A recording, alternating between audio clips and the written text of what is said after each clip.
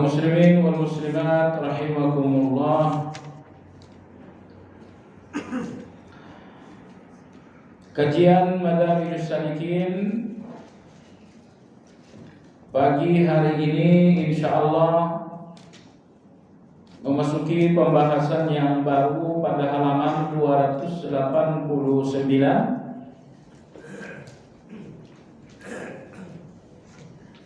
dengan judul Lataifu Asrarit Taubah,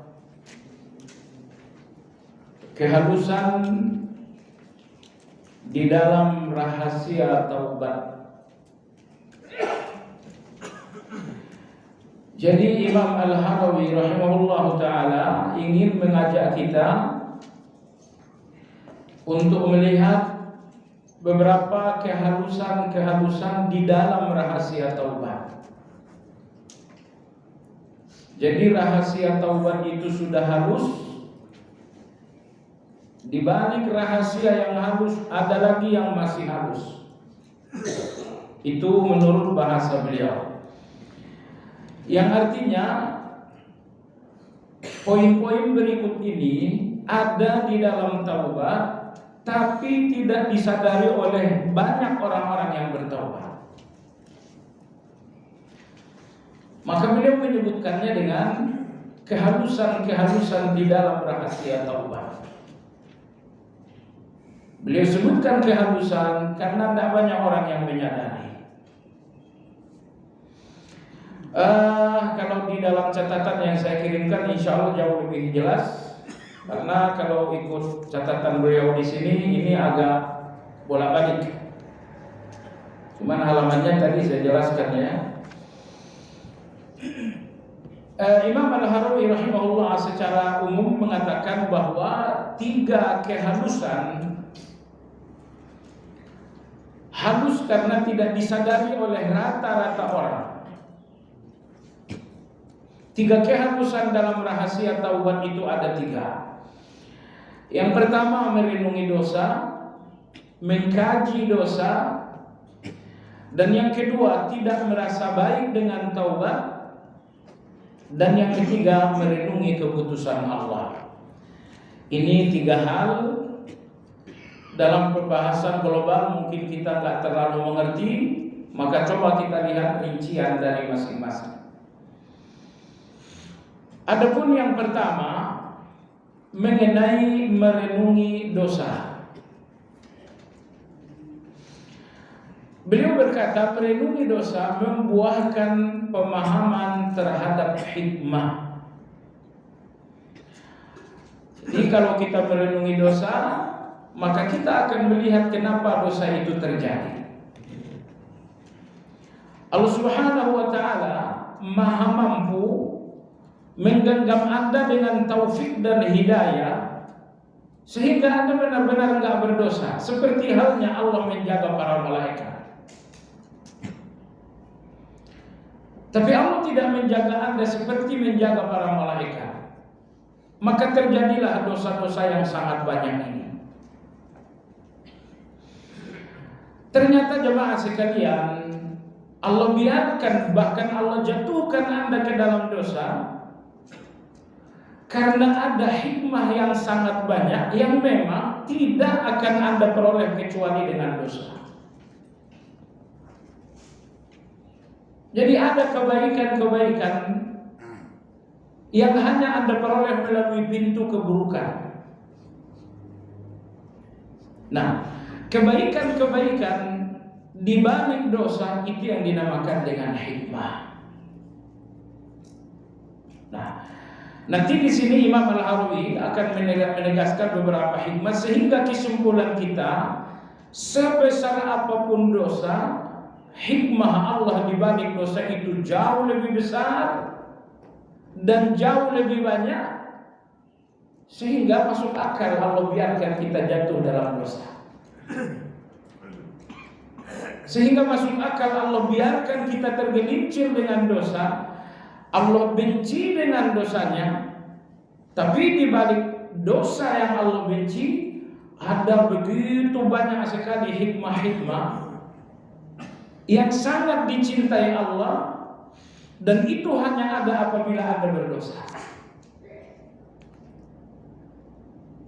Jadi jamaah sekalian yang saya hormati, orang-orang yang selalu memandang hikmah dalam segala perbuatan dan keputusan Allah, maka mereka tidak lagi melihat ada keburukan.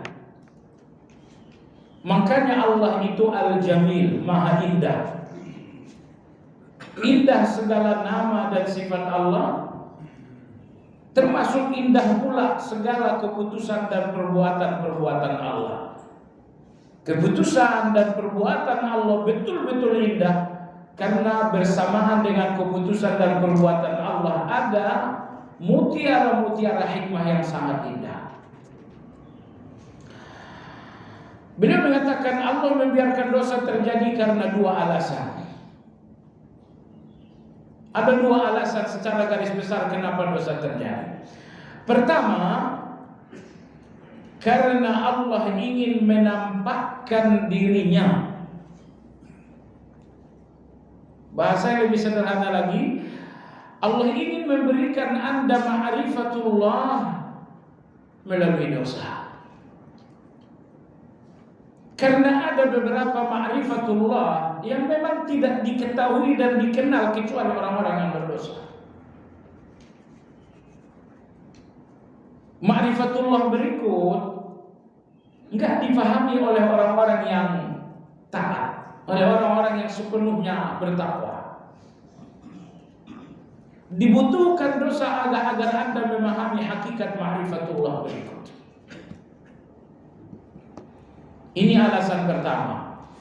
Allah biarkan saja kita jatuh kepada dosa karena Allah ingin menyeret kita melalui dosa kepada sejumlah ma'rifatullah, di mana ma'rifatullah itu memang hanya ada di dalam dosa-dosa kita. Apa itu? Yang pertama ma'rifatullah yang pertama adalah mengenal keperkasaan Allah di dalam keputusannya.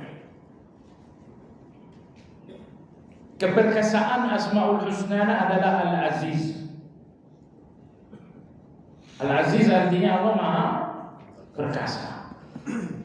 Nah, ma'rifatullah yang pertama di dalam dosa Anda, Allah ingin memperlihatkan Anda betapa Allah Maha Perkasa dalam segala keputusannya. Dengan bahasa lain, semua keputusan Allah adalah keperkasaan Allah. Karena tidak ada orang yang bisa melawan atau membatalkan keputusan Allah. Baik. Dosa-dosa kita jamaah sekalian adalah keputusan Allah. Saya berdosa adalah keputusan Allah. Anda berdosa adalah keputusan Allah.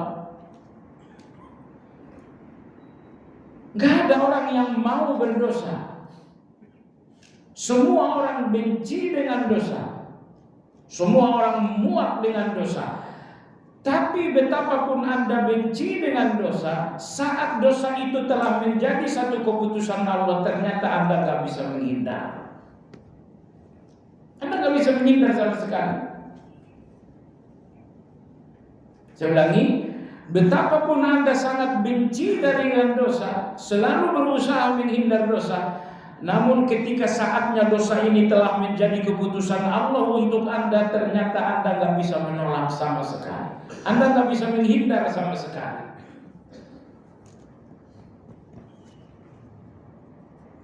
Ghibah, Anda benci dengan ghibah itu. Benci Anda terhadap ghibah seharusnya membuat Anda terhindar dari ghibah. Tapi saya ulangi sekali lagi, betapapun kita benci dengan dosa, tapi ketika dosa telah menjadi ketetapan Anda, ketetapan Allah untuk Anda, maka Anda gak bisa melepaskan diri. Inilah ma'rifatullah yang pertama, bahwa Anda melihat aziz, Anda melihat keperkasaan Allah dalam keputusannya. Saat Allah putuskan Anda jatuh kepada dosa, Anda gak bisa melawan sama sekali. Anda gak bisa menghindar sama sekali. Keputusan Allah agar Anda jatuh kepada dosa adalah keperkasaan Allah, di mana Anda gak bisa menghindar. Kalau Anda menyadari betapa perkasanya Allah dalam keputusan-keputusannya saat Anda berdosa, sehingga Anda benar-benar gak selamat dari keputusan itu, maka dari sini Anda pun akan sadar bahwa Anda gak akan terhindar dari dosa kecuali dengan rahmat Allah. Anda tidak akan terhindar dari dosa kecuali dengan pertolongan Allah Azza wa Jalla. Sekuat tenaga Anda menghindar dari dosa, Anda gak akan tetap terhindar. Karena ketika dosa telah menjadi keputusan Allah untuk Anda, maka keputusan itu adalah satu keperkasaan yang sama sekali gak bisa Anda hindari. Jemaah sekalian yang saya hormati, Imam Al-Asma'i, beliau seorang ahli bahasa Arab, imam di dalam nahwu dan saraf. Beliau berkata, sekali waktu aku tawaf dan aku melihat seorang badui memegangi tenda Ka'bah, menempelkan tubuhnya dengan Ka'bah sambil beliau meratap di depan Allah.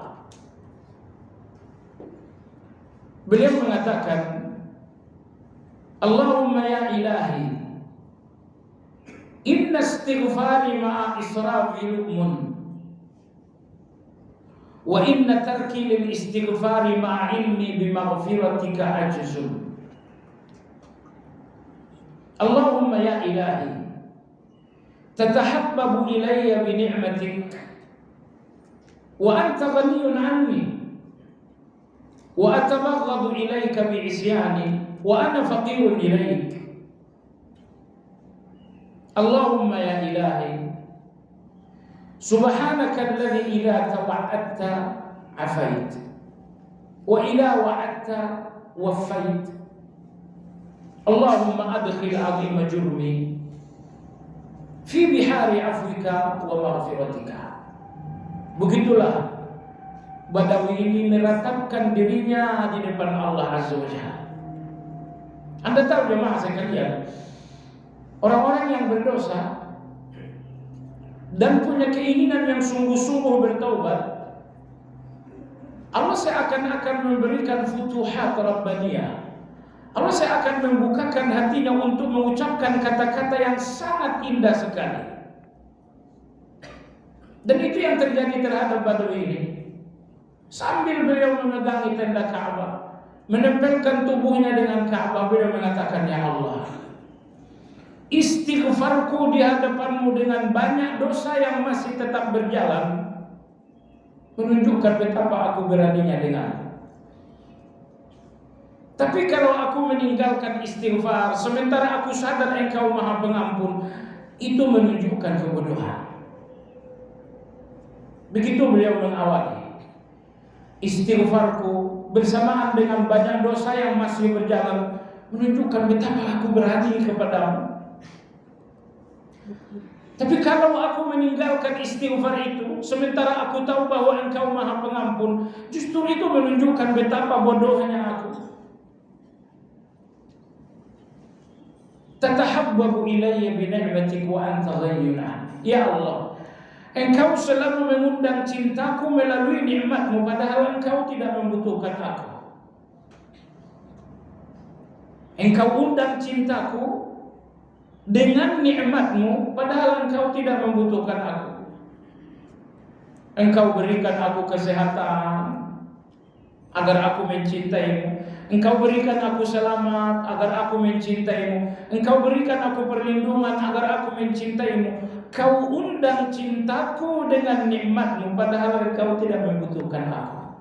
Sementara aku mengundang kebencianmu dengan maksiatku, padahal aku gak bisa lepas darimu. Setiap maksiatku mengundang kebencianmu, padahal aku gak bisa lepas darimu.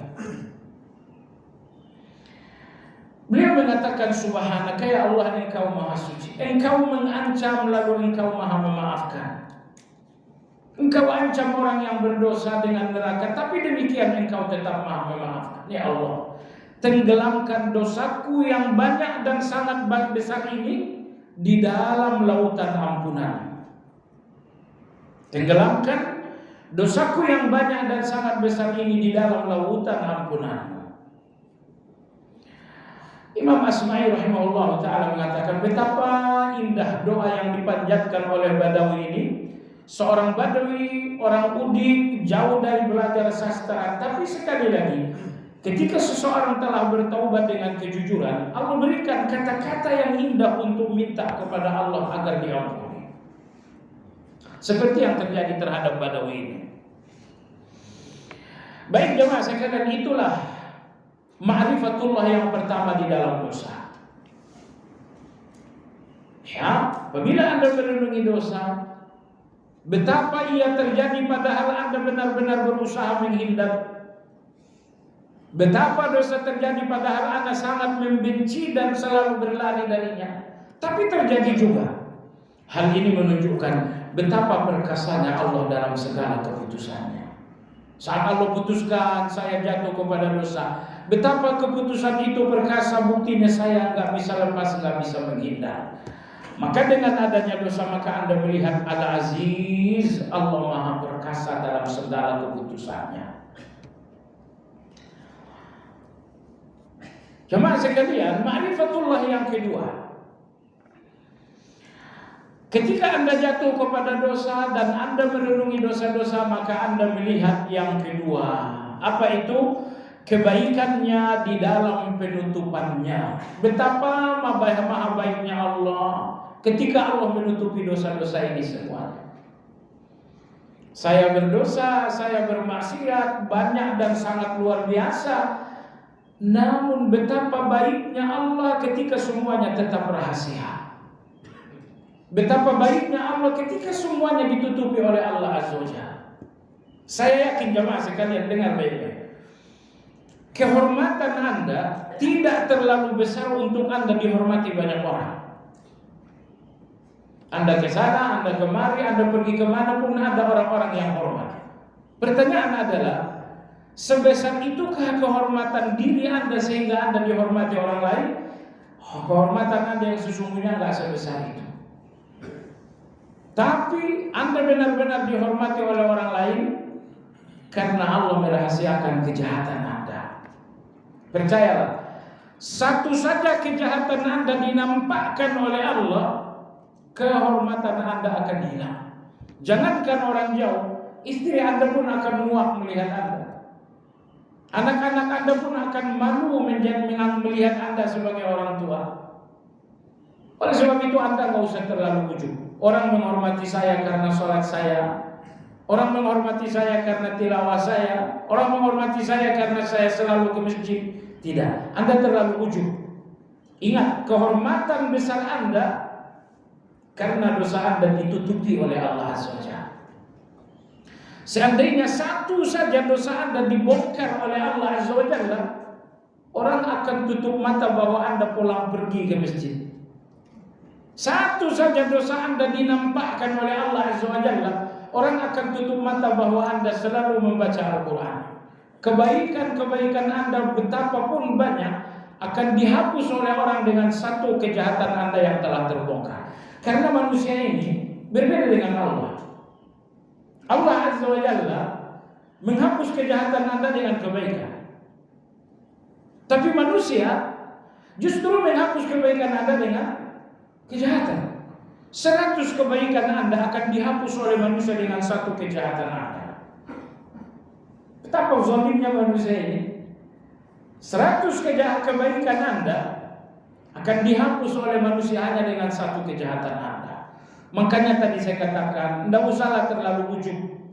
Ketika hormat orang Anda dapatkan, bahwa saya baik, bahwa saya sering membantu, tidak. Anda jangan ujub dengan itu semuanya, sehingga Anda melihat penghormatan orang dengan kacamata ujub itu. Sadarkan saja diri Anda bahwa kehormatan Anda dari dalam pandangan orang lain semata-mata karena kejahatan Anda ditutupi oleh Allah SWT. Jadi oleh sebab itu, nama Allah yang kedua yang Allah ingin kenalkan kepada Anda melalui dosa. Yang kedua adalah nama Allah As-Satir, bahwa Allah Maha menutupi. Ada dua qiraah, As-Satir atau As-Sittir. Ya, artinya Allah Maha menutupi dosa-dosa. Dulu ada seseorang sahabat radhiyallahu anhu, orang awam Badawi, dia mandi di pemandian umum tidak pakai busana, polos. Rasulullah SAW mengatakan, Inna Allah satir yuhibbus sitra. Sesungguhnya Allah Maha menutupi dan Allah ingin agar kita menutupi segala-galanya. Tutupi aurat dan tutupi dosa. Baik jamaah sekalian, ma'rifatullah yang kedua di dalam dosa Anda adalah satir, bahwa Allah Maha menutupi. Ini dosaku tapi ditutupi oleh Allah. Ini maksiatku dirahasiakan oleh Allah. Itu kejahatanku namun itu disembunyikan Allah. Semua kejahatan, semua dosa dirahasiakan, ditutupi, disembunyikan. Inilah As-Satir, Allah Maha menyembunyikan dosa-dosa, Maha merahasiakan kesalahan. Ini ma'rifatullah yang kedua. Anda lihat kebaikan Allah di dalam penutupannya. Ya Allah, betapa baik engkau. Dosa ini ada dalam pandanganmu tapi kau tutupi. Dosa ini ada dalam ilmumu tetapi engkau rahasiakan. Engkau Maha baik dengan segala. Engkau Maha baik dengan tiraimu yang kau juntai hingga dosa-dosaku tertutup dari manusia. Ini ma'rifatullah yang kedua. Ma'rifatullah yang ketiga di dalam dosa, kelembutannya dalam penangguhan hukuman. Kelembutan dalam penangguhan hukuman. Ini asmaul husnanya adalah Al-Halim. Al-Halim yang maha lembut dengan menangguhkan hukuman dosa. Anda berdosa hari ini tidak dihukum oleh Allah SWT. Kenapa? Allah tangguhkan hukuman Anda, ternyata begitu sampai besok baru Anda taubat dan akhirnya Allah ampuni. Itulah Al-Halim yang maha menangguhkan hukuman agar seorang hamba sadar lalu kemudian Allah ampuni. Kalau kita manusia nih, ada orang yang salah dengan kita, detik itu juga kita lakukan pembalasan. Ada orang yang ngata-ngatain Anda misalnya, detik itu juga Anda hukum. Kamu ngomong apa barusan sih? Saya injak-injak kamu. Itu kita aja. Tapi Allah Azza wa Jalla, Allah Subhanahu wa Ta'ala Halim, selalu menangguhkan hukuman atas dosa. Setelah ditangguhkan, lalu Anda kemudian sadar, lalu Allah pun berkeputusan kemudian mengampuni. Ini ma'rifatullah yang ketiga, Al-Halim, maha menangguhkan hukuman agar Anda bertaubat lalu kemudian diampuni oleh Allah Azza wa Jalla. Saya kira jamaah sekalian, kita yang memandang terhadap dosa-dosa kita akan mengakui hal ini, bahwa banyak dosa terjadi dan kita tak melihat hukumannya. Banyak dosa yang terjadi kita tak melihat hukumannya. Antara lain, dosa Anda terjadi, hukuman tidak datang tapi ditangguhkan karena Allah Al-Halim. Lalu kemudian Anda berbuat baik sampai akhirnya dosa itu terhapus, maka hukumannya benar-benar tidak ada. Kalau Allah tidak menangguhkan hukuman, tetapi Allah spontanitas menghukum, tidak ada lagi manusia yang tinggal di muka bumi ini. Walau yu'akhidullahu an-nasa bima kasabu ma taraka 'alaiha min dabbah walakin yu'akhiruhum ila ajalin musamma. Sekiranya setiap kali kalian berdosa dihukum Allah secara langsung, pasti tidak lagi ada kalian yang ada di muka bumi ini. Kalian pasti sudah hancur. Walakin yu'akhiruhum ila ajalin musamma. Tapi Allah menunda hukuman itu sampai pada batas waktu yang telah ditentukan oleh Allah Azza wa Jalla. Sebab itu, ma'rifatullah yang ketiga di dalam dosa-dosa adalah Al-Halim. Betapa Allah Maha Lembut. Dosa ini terjadi, terlihat oleh Allah, terdengar oleh Allah, tapi hukumannya ditangguhkan oleh Allah. Apabila hamba kemudian bertaubat dan sadar, maka hukuman itu betul-betul dihapus oleh Allah dengan ampunan. Jemaah sekalian yang saya hormati, ma'rifatullah yang keempat di dalam dosa, kemurahannya dengan menerima taubat. Kemurahan Allah alias karim. Kemurahan bahasa Asmaul Husnanya adalah karim. Karim artinya yang maha memberi. Pemberian Allah di dalam dosa Anda, bahwa Allah berikan Anda taubat. Enggak ada pemberian yang paling diinginkan orang berdosa kecuali Allah berikan taubat. Maka jamaah sekalian yang saya hormati, begitu Anda jatuh kepada dosa, maka Anda pun melihat betapa Allah Subhanahu wa taala Ghafur, bahwa Allah Subhanahu wa taala Al-Afu, bahwa Allah Subhanahu wa taala At-Tawwab. Kenapa? Karena begitu Anda bertaubat diterima oleh Allah Azza wa Jalla. Allahumma ighfirli, Allah mengampuni. Astaghfirullah, Allah Maha mengampuni. Allahu Akbar, Allahu Akbar. Di antara betapa maha baiknya Allah Azza wa Jalla, kadang-kadang dosa Anda dihapus oleh Allah bukan karena taubat dan istighfar Anda, tapi karena taubat dan istighfar orang lain untuk Anda. Misalkan ada seorang kawan, di tengah malam dia bertahajud, dia ingatlah Anda sahabat baik, lalu dia berdoa, Allahumma ya Ghafur, ya Allah Engkau lah yang Maha Penyayang, ampuni saudaraku yang bernama fulan. Ini kasih sayang Allah Azza wa Jalla. Apa tuh? Allah terima kebaikan orang lain untuk Anda, baik Anda hidup atau Anda telah wafat. Ini kasih sayang Allah Azza wa Jalla. Orang tua Anda sudah wafat bukan? Orang tua kita sudah wafat, tapi kebaikan Anda untuk orang tua tetap diterima oleh Allah. Anda bayangkan kalau Allah Subhanahu wa taala memberikan keputusan, yang sudah wafat udah, nggak ada kebaikan kalian lagi untuk yang telah wafat. Keputusan Allah nggak seperti itu. Kebaikan orang yang hidup masih diterima oleh Allah untuk orang-orang lain. Apakah orang lain itu masih hidup atau orang lain itu masih sudah wafat? Maka oleh sebab itu kadang-kadang dosa Anda diampuni oleh Allah bukan karena Anda taubat dan istighfar, tapi karena ada orang lain yang taubat dan istighfar untuk Anda. Orang lain mengatakan, ya Allah ampuni saudaraku fulan, ya Allah ampuni temanku fulan, ya Allah ampuni tetanggaku fulan. Ada orang-orang yang mendoakan ampunan untuk Anda, maka Allah mengampuni Anda dengan doa orang lain walau Anda sendiri tidak minta ampun. Dan lebih dari ini jemaah sekalian, Anda lihat di bagian awal surat Ghafir, bagaimana malaikat-malaikat yang berada di kawasan Arsy, mereka tiada henti-hentinya beristighfar untuk Anda.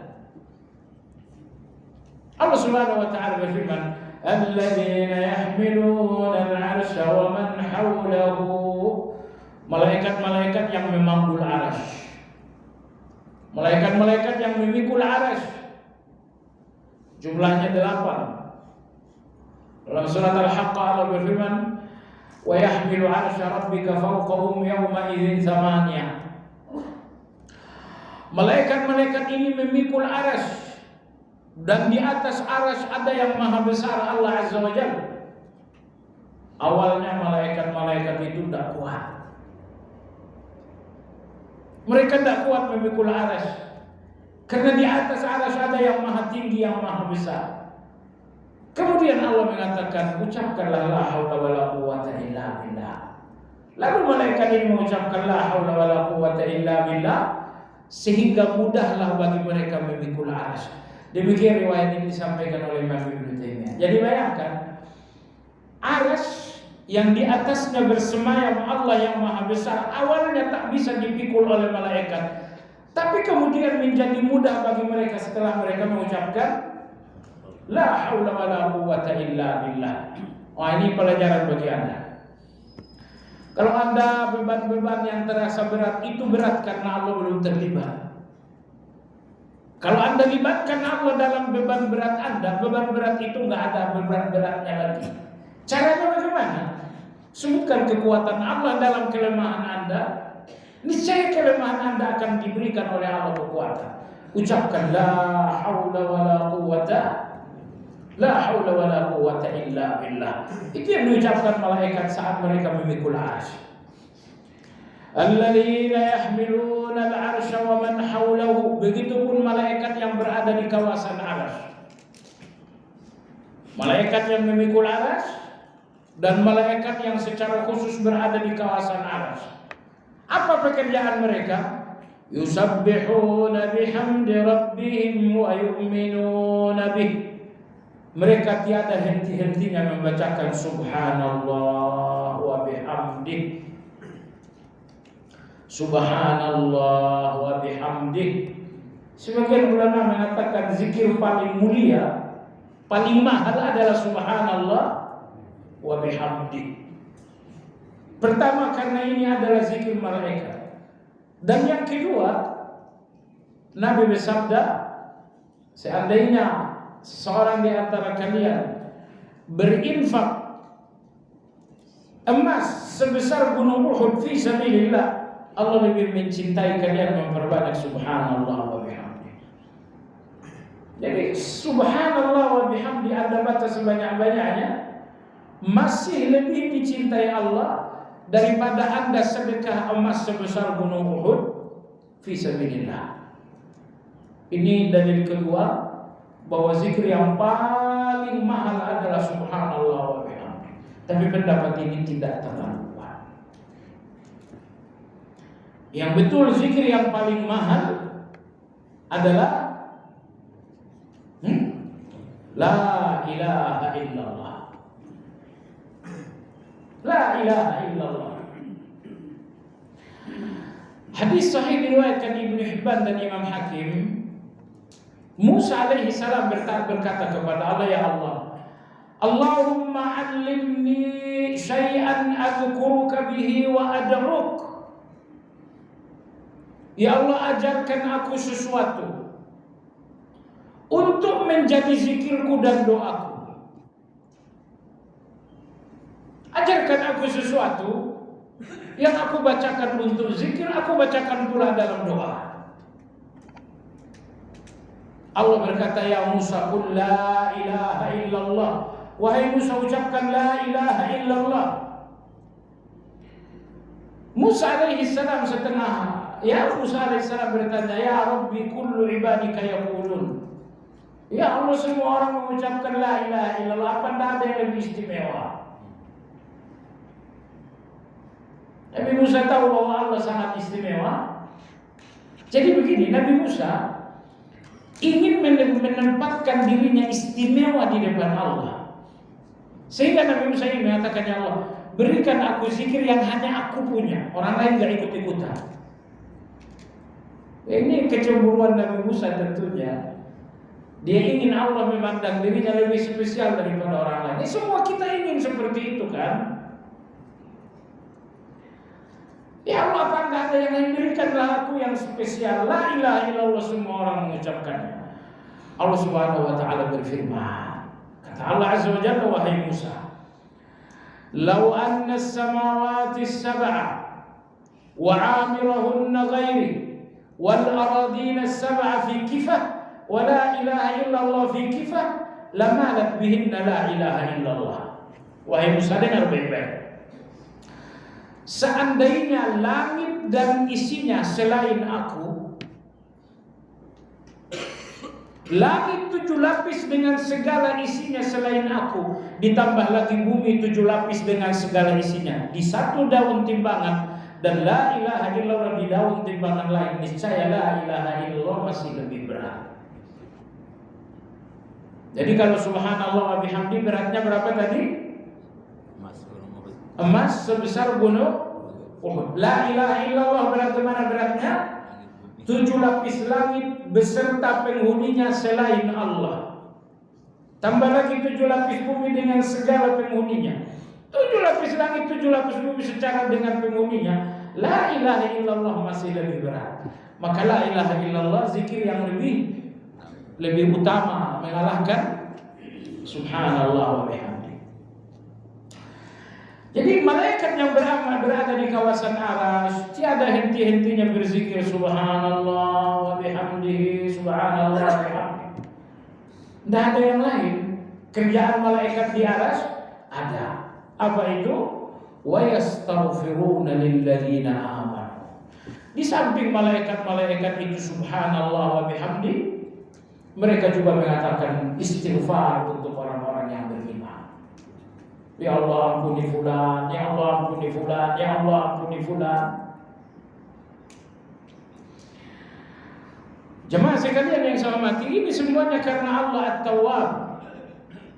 Karena Allah Maha menerima taubat, karena Allah Maha mengampuni.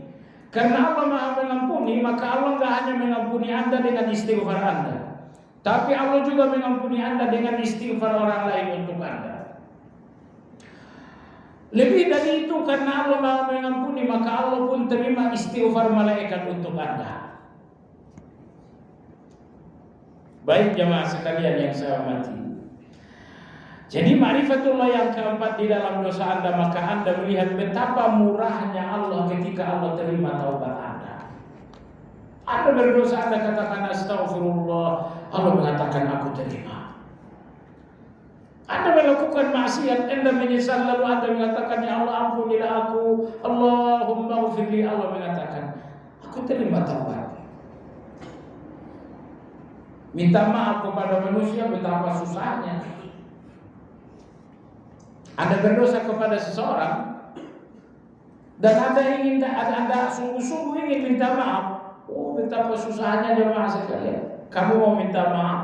Oh, enggak semudah itu. Itu manusia. Manusia yang memandang kejahatan Anda dengan benci dan dendam.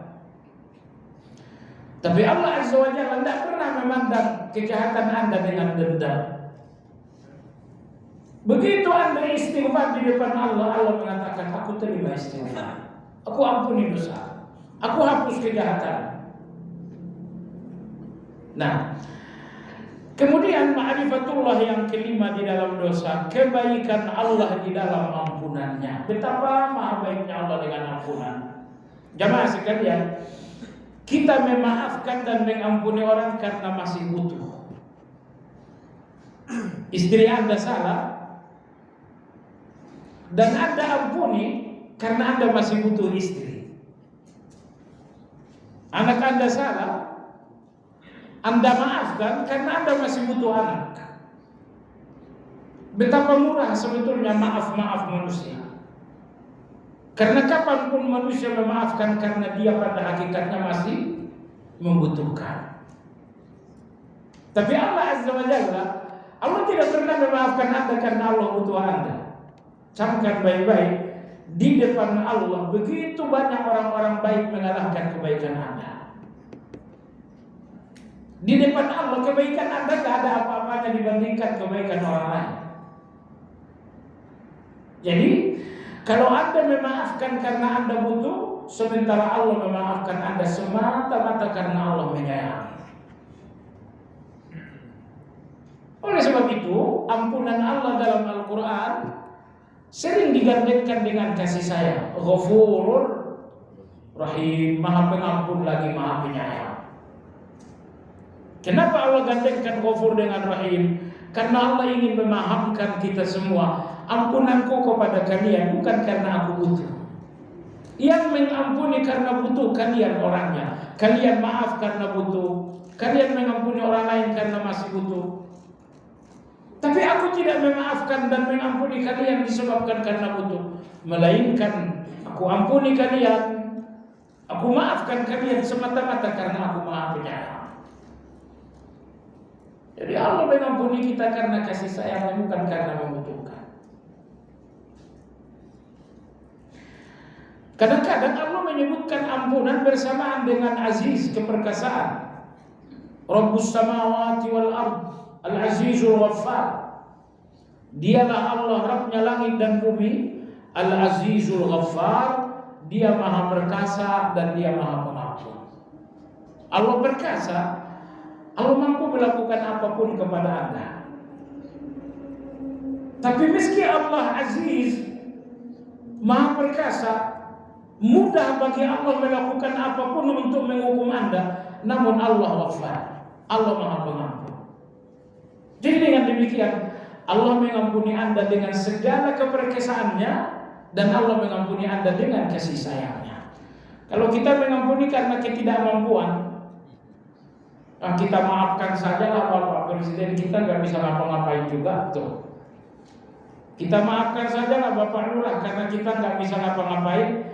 Maaf kita sering sekali karena kelemahan. Tapi Allah Azza wa Jalla Azizul Ghaffar. Allah memaafkan pada Allah, padahal Allah Aziz, padahal Allah Maha Perkasa. Nah, jemaah sekalian yang saya hormati, inilah ma'rifatullah yang kelima di dalam dosa. Di dalam dosa ma'rifat yang kelima, bahwa Allah Subhanahu wa taala mengampuni Anda dengan kebaikannya. Jemaah sekalian, di depan Allah harapan Anda ada dua. Saya nggak tahu mana yang lebih dominan. Kadang-kadang Anda melakukan kebaikan, maka Anda berharap pahala. Tapi kadang-kadang Anda melakukan kejahatan, maka Anda berharap ampunan.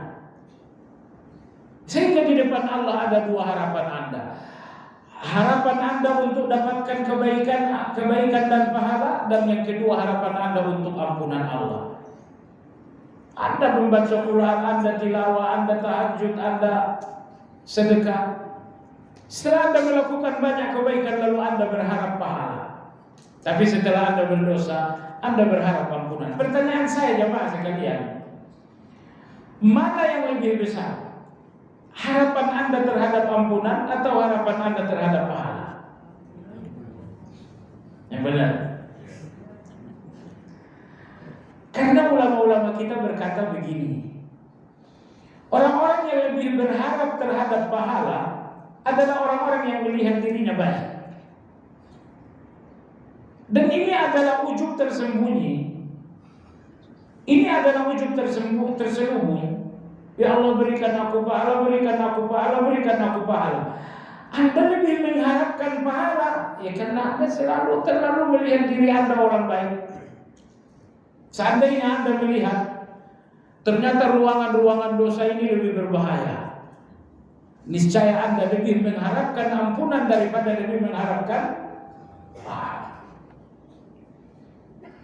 Jadi ulama kita mengatakan di antara bentuk ujub terselubung bahwa kita lebih mengharapkan pahala daripada mengharapkan ampunan.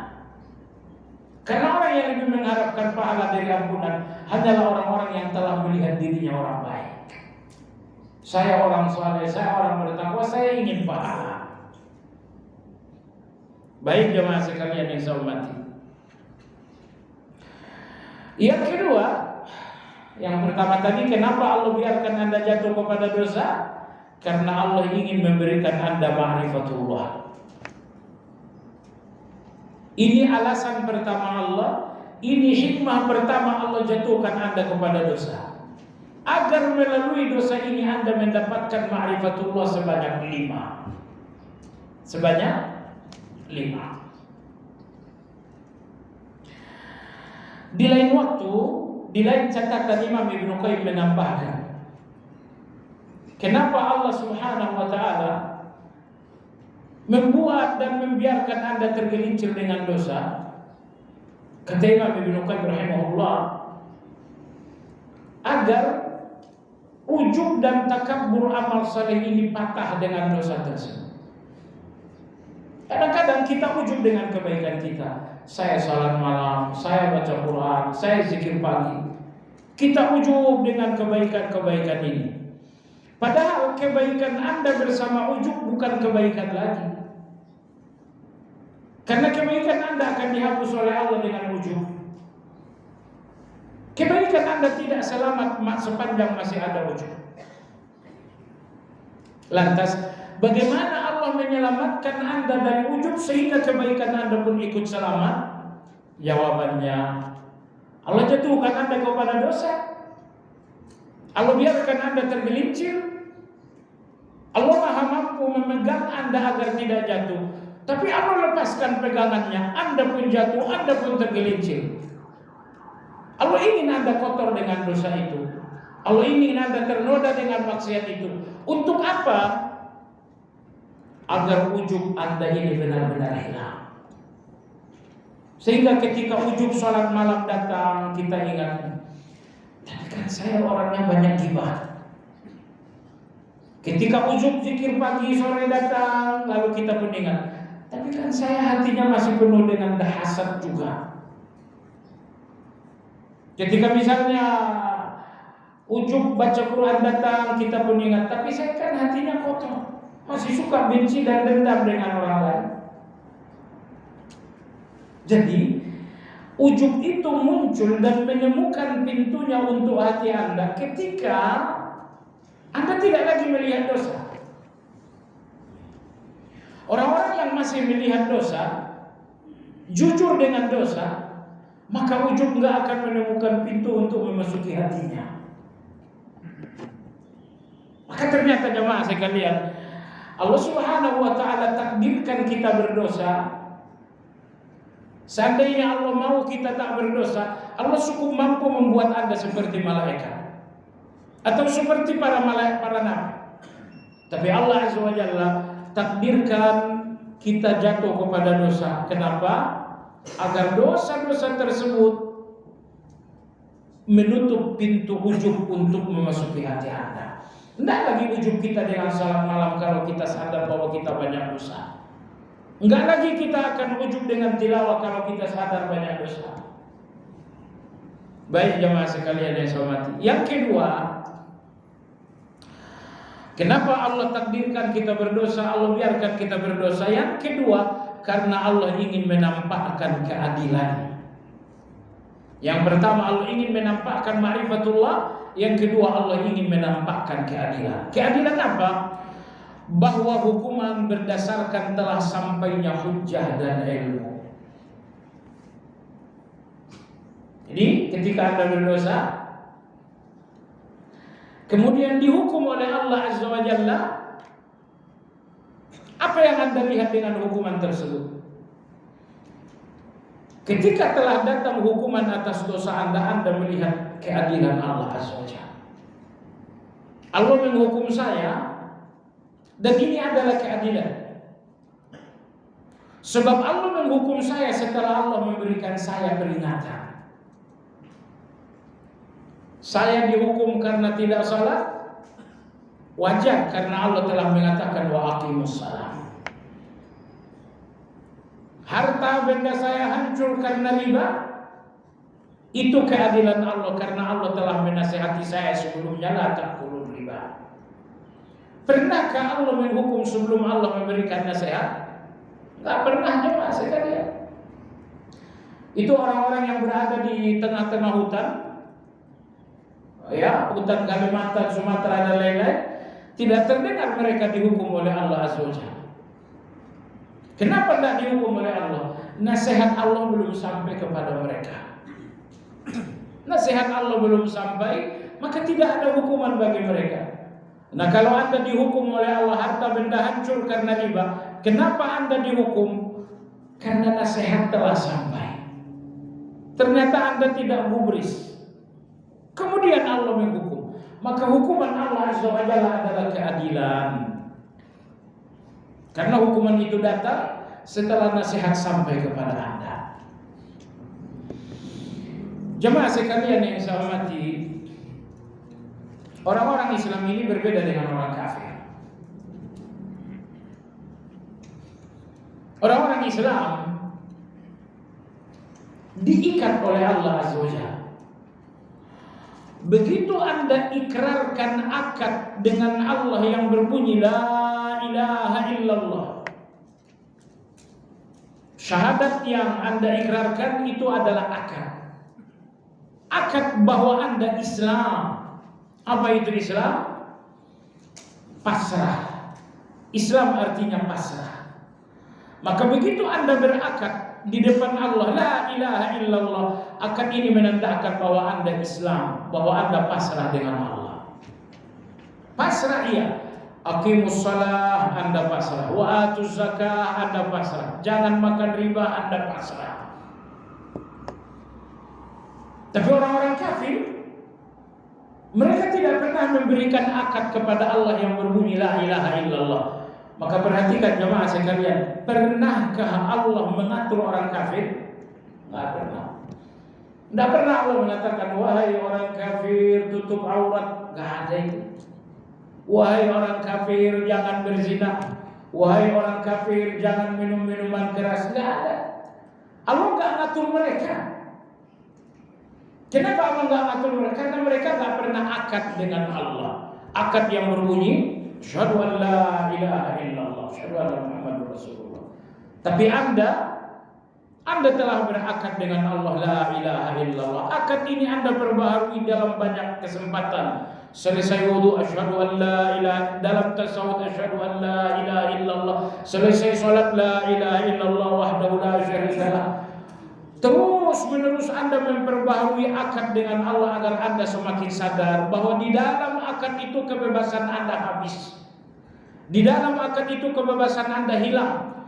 Di dalam akad itu Anda harus pasrah dengan segala aturan Allah. Jadi kalau ada orang Islam mau bebas, ini Islam yang munafik namanya. Orang-orang liberal itu ya. Orang-orang liberal itu orang nanggung. Orang sekuler itu orang nanggung. Orang sekuler bilang, kalian jadi muslim di masjid saja. Kalau di DPR, di presiden, jangan kalian pakai agama lagi. Jangan ada politik identitas. Kan begitu katanya. Itu orang sekuler itu. Sebetulnya kalian sekuler ini nanggung. Kalau nggak mau jadi muslim di dalam berekonomi, udah di masjid juga jangan jadi muslim. Kafir saja sudah. Karena masalahnya begini, kafir dengan sebagian ajaran Islam itu sama saja dengan kafir dengan semuanya, nggak beda. Nah jadi maksud saya jemaah sekalian, Anda telah berakad dengan Allah la ilaha illallah. Akad ini Anda perbaharui. Selesai wudu asyhadu an la, selesai salat la ilaha illallah la syarikalah. Entah berapa kali akad ini Anda perbaharui. Karena akad ini menandakan Anda telah menghilangkan kebebasan Anda di depan Allah. Dengan akad ini Anda ingin mengatakan, ya Allah, aku telah berakad dan aku pasrah dengan segala aturan. Maka orang beriman bersamaan dengan akad tidak lagi punya kebebasan di depan Allah. Anda terikat dengan perintah, Anda terikat dengan larangan. Adapun orang kafir mereka menolak berakad, maka Allah nggak pernah ngatur-ngatur mereka. Allah nggak ngatur. Kalian orang kafir mau zina 50 kali sehari silakan. Ya, tapi kalian akan membayar ini nanti. Karena membayar itu nanti di akhirat. Baik jemaah sekalian yang saya hormati. Jadi Imam Ibnu Qayyim rahimahullah taala mengatakan, Allah Subhanahu wa taala takdirkan manusia berdosa karena Allah ingin menampakkan dua hal. Melalui dosa Allah ingin menampakkan ma'rifatullah sebanyak 5. Dan yang kedua, melalui dosa Allah ingin menampakkan Anda keadilan. Ketika Anda berdosa lalu dihukum oleh Allah, Allah ingin mengatakan hukumanku adalah keadilanku. Keadilan dia, karena aku menghukum kalian setelah nasihatku terlebih dahulu. Tidak pernah aku menghukum sebelum memberi nasihat. Tapi kalau nasihat telah sampai, kalian masih melanggar, datanglah hukuman sebagai keadilan. Wallahu ta'ala alam. Insyaallah sampai di sini kajian hari ini. Mudah-mudahan